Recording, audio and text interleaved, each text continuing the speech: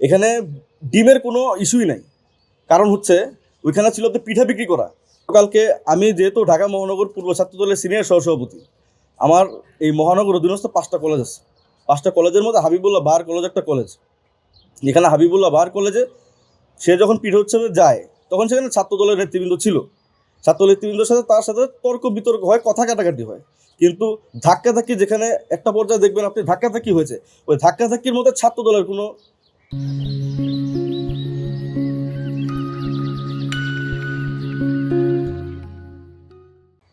সম্পৃক্ততা ছিল না।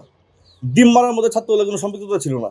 এটা সে বাইরের থেকে লোক এনে এই ভিতরে প্রবেশ করে নিজেদের মধ্যে এই একটা ভুল বোঝাবুঝি তৈরি করার চেষ্টা করেছে।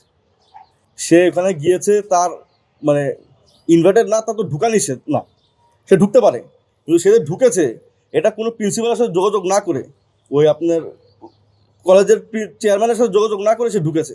আর সেখানে ঢুকেছে বহিরাগত নিয়ে, ওই সাধারণ শিক্ষার্থীদের নিয়ে যদি ঢুকতো বা ওইখানে রানিং ছাত্র নিয়ে ঢুকতো তাহলে এত গণ্ডগোলের সৃষ্টি হতো না।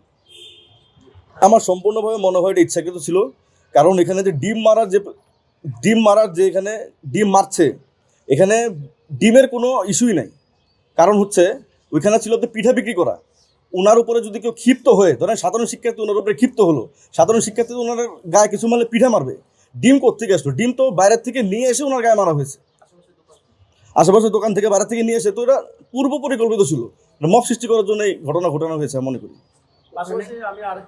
আমার নামটা একটা কারণে এসেছে, কারণ মির্জা আব্বাসের ভাগিনা আমি ছাত্রদল করি, এবং সে মির্জা আব্বাসের একটা আত্মীয়র উপরে দোষারোপটা দিবে, সেটা প্রি প্ল্যান্ড।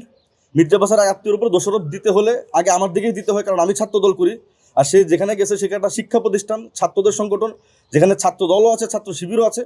সে এই কারণে মির্জা আব্বাসকে কালার করার জন্য সে আমার নামটা নিয়েছে। ডিম আমি দেখেছি ভিডিওতে, ডিম ছোড়াছুরি হয়েছে।